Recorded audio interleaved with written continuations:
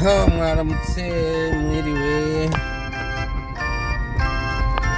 abifuriza umwaka mushasha mwiza twashoboye kwinjira amahoro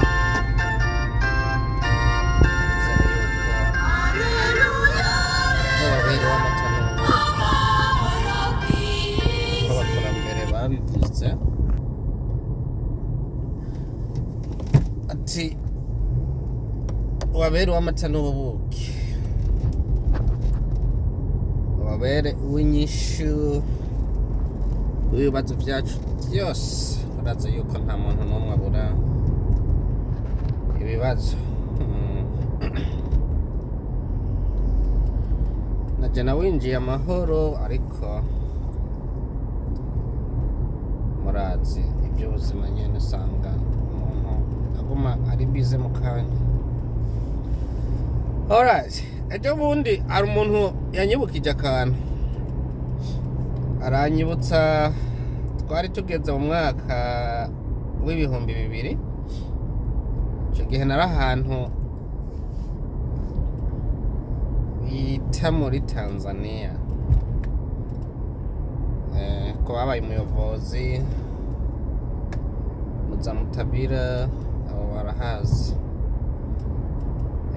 je nawe umuyobozi muri zone G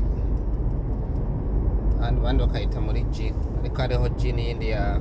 mutabira ariko je yari G ya muyobozi. Ico gihe rero ari umwaka w'ibihumbi 2000 baravuga ati umuhero uraje, abantu barakwira mu barabara no mu Bibiliya barakoma induru ngo Yesu araje, ngo mwitegura ngo aje mu gatondo, ngo hasigaye isaha imwe, ngo hasigaye amasaha 2, ngo kuko dusezerane ngo kazaza mu 2000. Yica ndabaza mama, none mama nkebe kuja ku ishuri ko Yesu agomba aze, nange ndakwiga kugira ugende gute? So rero mu bantu babivuga ntabwo bari abapasiteri, hari habiyita ni ba profete, abandi ngo nabavuga butumwa, abandi ngo nabantu nyene ngo Imana yabonekeye, bagaca biruka mu muhanda bakoma induru, imihogo igasarara ngo ejo ngo muzovyuke kare ngo kugira Imana isange mukanura. Ndavuga ati okay, ariko rero ikiri kuntangaza abo bantu n'ubu inusu yabo baracariho, n'abagore babo bariho, n'abana babo bariho. Je rero ikibazo fise ni kimwe,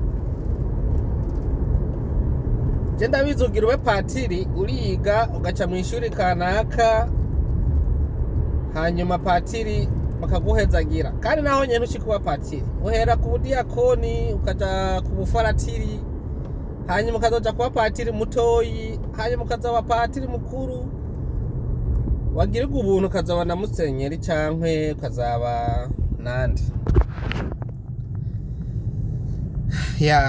hanyuma ubupasiteri nabwo benshi hariho bamwe bataraba n'ivy'amashuri ariko baraba ukuntu bitwaye mu rusengero, bakakugira umudiyakoni, babonoze gusoma Bibiliya, urigisha, urugurutse, urabitahukirwa, ukaba mwarimu, ukaja urigisha igice abantu bakabatizwa, baadaye ukazoba na pasiteri, byaba ngombwa mbere ugaca no mu budiyakoni. Ivyo byose ni ibintu bigenda biba kugira ngo ushike ku kintu kanaka. Ariko rero ikintu kindi maze kubona nuko ari ikintu cyo kuvuga ati umuvugabutumwa ni ikintu wowe nyene wiha, hanyuma ukaciha akazogira igihe mbere agusiga amavuta, akagusengera akavuga ati kweri ivugabutumwa ryawe niryo kuri, katugusiga amavuta tugukomeze, bakaguha inkomezi. So ngomba kubaza ikintu, none naho kugira ube profete biza gute, bizana nahe, process yayo ni yahe? unyumve siniko ndapenga abaprofete oya kuko abaprofete n'abantu baza bakora ibitangaza bisuma n'ibyo Yesu yakoze n'abantu baza bakora ibitangaza n'umupasiteri wiwe mu rushengero akamuna mutinya akavuga ati profete egora agaharakana urushije none burya uprofete nabwo turabuvukana turabuhezagirwa barabudushikiriza bimeze gute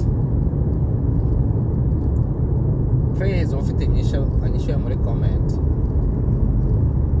kuko n'ikibazo maze igihe nibaza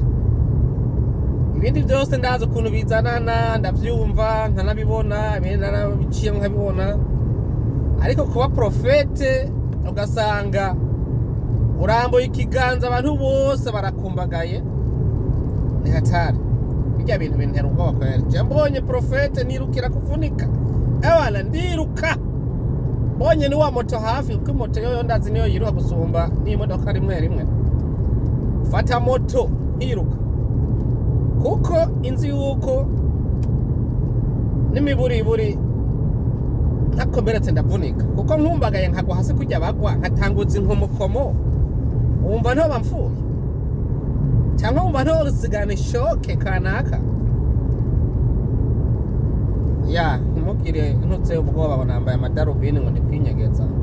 ngiye ku kazi kandi hari izuba rero izuba riko ridasara mu maso niyo mpamvu nambaye ano madarubini nkaca mbona nk'igihori ubundi madarubini sinzi ko ari n'ikinyarwanda cyangwa nk'ikirundi ariko n'amarori muri make amarori si ibyo wanje vraiment si ibyo wanje ariko hano ko imodoka bari nyinshi bisaba ushireho amarori sinagombye kwinyegeza hanyuma rero tugenda kwa Yesu cyangwa gusenga kugira dukire ufite igisebe gikire cyase gukira ufise ingwara zidakira zikire ni gute ushobora kugana kwa profete ahubwo genda kukongereza ingwara z'ibikomere kandi turondera agakiza ku Mana turondera agakiza kwa Yesu hanyuma muganga musanga namwe ubwenge mwasizemwo bwose ngo umukozi w'Imana ngo intumwa y'Imana mbega ntimuzi yuko ari intumwa za Satani kandi ntabwo uzoza kubwira ko ari intumwa ya Satani nta numwe ariho hanyuma mpamvu z'Imana naho hariho muhemu w'akajagari niba atavye munsi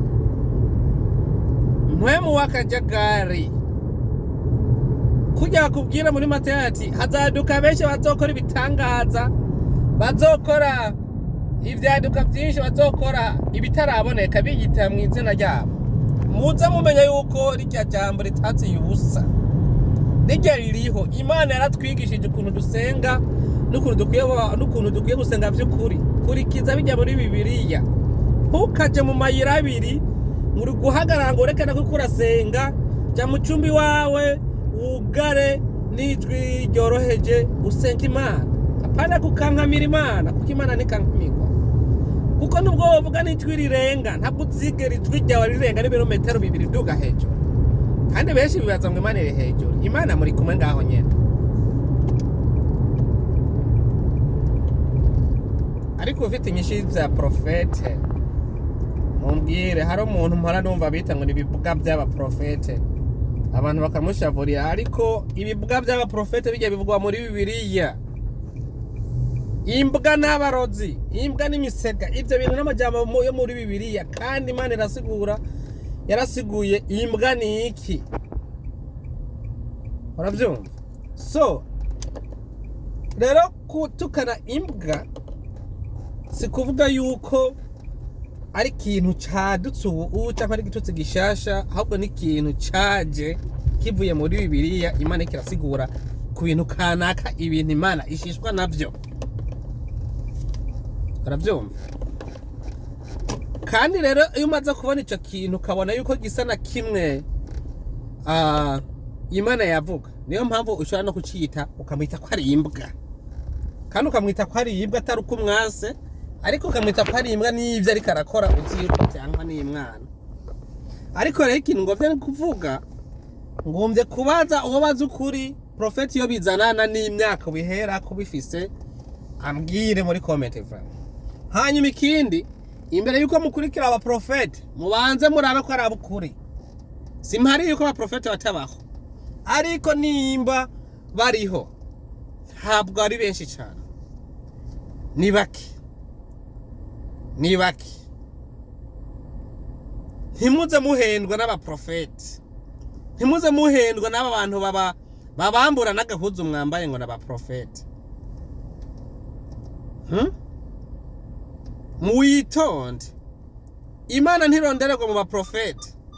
Imana ntirondererwa